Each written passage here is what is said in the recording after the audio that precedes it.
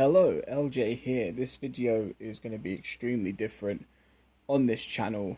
Um, as you can tell, that you can hear my voice, but you can see the background. There is reasons for this. As you can tell by the title, this is called Appreciating Gears Customizers. And there's two videos going to be uploaded on the same day, two great blokes. I'm hoping more will come along and take part in these videos that I'm going to do weekly. There'll be one video a week, but I'm doing the two because they're supposed to go out last week and they didn't. So this is episode 1. This is about a bloke who I met on a Facebook Gears of War group, one of my favourite Gears groups of all time. His name's Aaron. He says he's new to this, but with the work you're going to see, you really wouldn't believe that he is at all. So let's just get straight into these. Let's no dabble. I'm not going to give out full names, or I'm not going to show images of people. Just names and their work. Just first names and their work. So as you can see, first one is, in his words, just an easy custom, just a head swap. It's basically formal Marcus. He's choosing for now to go with the young head Marcus. He's choosing that for now because he wants to get Marcus, Cole, and Baird in formal wear, but he said because there's no Old Man Baird at the moment, it didn't make sense having Old Man Marcus, Old Man Cole, and a young Baird, so he's using a young head for now. But here he's sitting in a chair with a suitcase and a snub. Then you got the young one next to the old one. The old one's the one he prefers to use. I think they both look incredible. I think formal Marcus for his setup plan, which I won't give away too much. He's got a plan for this. I think it will work brilliantly once he gets it done. Now the next photos. I'm going to show you the photos first. It's incredible. Just the paintwork, the scarring on the eye, the paintwork on the hammer burst is incredible. And we'll get into who this guy is. So let me put the first picture back up and you'll see. Right, so he's given me the backstory to a couple of these customs so I can go through it. So here we go. See if I don't embarrass myself with reading. By the way, I am dyslexic, so if I stumble on any words, please don't laugh.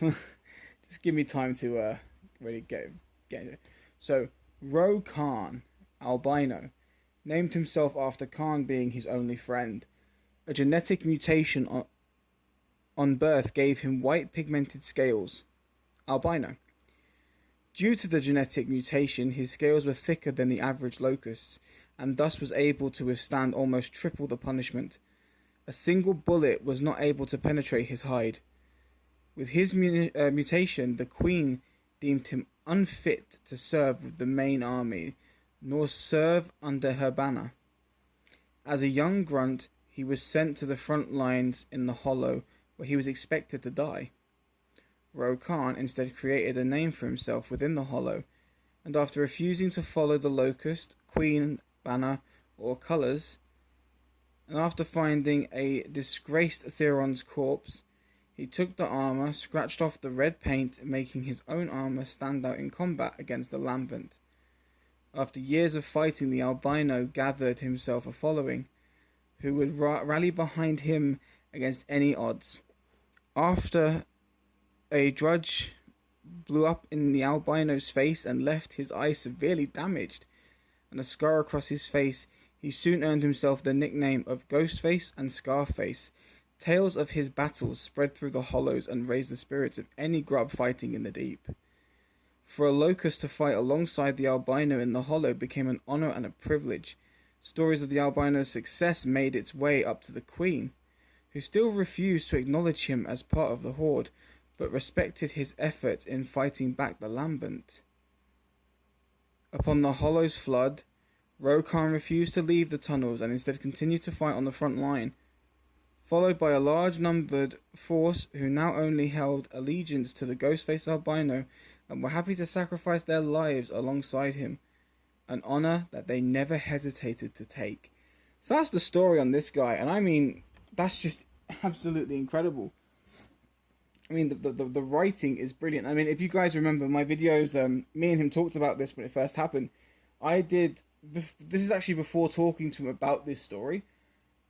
I done my Loco story and I put it up on the Facebook group, and he said, "Wow, I actually wrote a story slightly similar to yours many years ago." And then he shared this story with me, and it was so good to find someone who had that similar interest. I mean, obviously there's big differences between our characters and their stories, but the being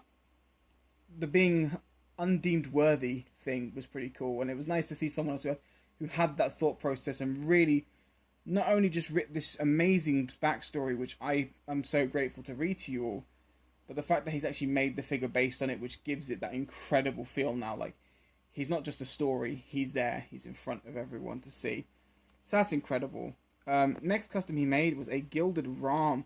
Don't have to tell you a backstory about him, it's Rom, but the gilded colours look freaking awesome. The solid, like, shiny metallic black with that nice, I can't even begin to. It's like a brass. It's like a brass color.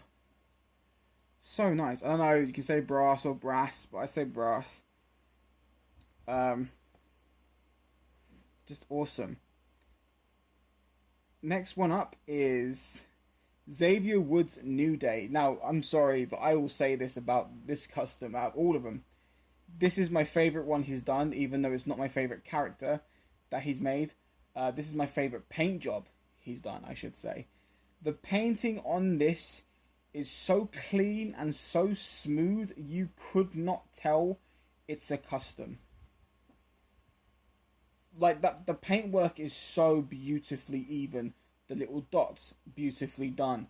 The painting of the yellow, beautifully even. The pink, the blues, everything is stunning. The way he's kept the entirety shape of the cog symbol on the chest, stunning. The back of him is incredible. Like the pouches, that fine blue lining detail on the pouches, incredible. The dots on the legs, the elbow pads, the yellow stands out the most to me. I think the yellow is freaking gorgeous. So yeah, I mean, just amazing. Alright, so let's get into this guy. Here we go. Now the backstory for you. Thomas Mad Dog McKnight. His family had always served the cog. His grandfather, after being discharged from the Pendulum Wars due to his age, trained Thomas and his siblings with hand-to-hand combat and taught them how to control and handle a variety of weapons. On E-Day, Thomas witnessed his entire family get slaughtered by the locusts. After hiding for what felt like days, he finally left and took on the locust by himself. When he was of age,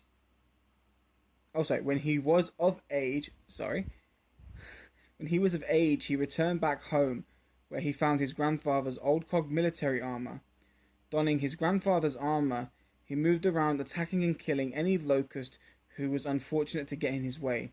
Although heavily skilled in armed combat, Thomas took the decision to dual-wield blades and used them to attack the horde. The more damage that could be done, the happier Thomas became. Although he was more of a lone wolf, at times he would often aid and work with cog squads, who soon began to call him the Mad Dog, due to his lack of care for his own safety, charging the horde with his blades out, hacking and slicing away. He was recruited by the cog in the secret mission that went wrong. With the entire squad taken out, Thomas made a call to Control to drop the HOD on his position, killing a large number of locust forces as well as himself.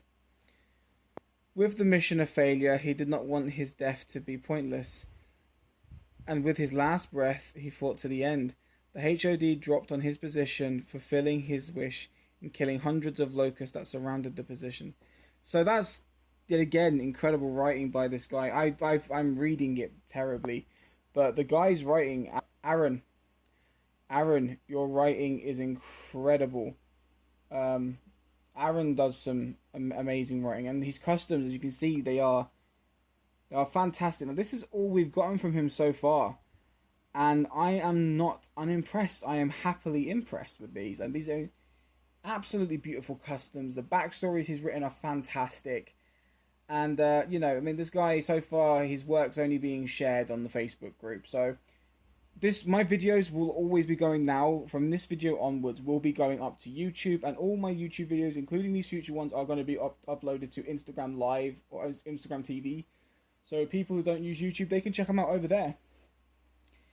But yeah, no, this guy does incredible work, and I hope you guys enjoy his work as much as I do. I hope you enjoy the backstories. I'm sorry that I read them terribly. And Aaron, if you're watching this video, I hope you enjoyed what I did. I'm sorry it wasn't like big fancy theatrics. I mean, at one point I'm hoping to edit a lot better than I do now and make videos a lot more interesting. But this was purely about just talking about your work, showing your work, and, you know, getting people recognized out there more. So that's it. That's the end of this video. Stay tuned for part 2. My speaking's terrible. And I will see you guys in the next video. Take care.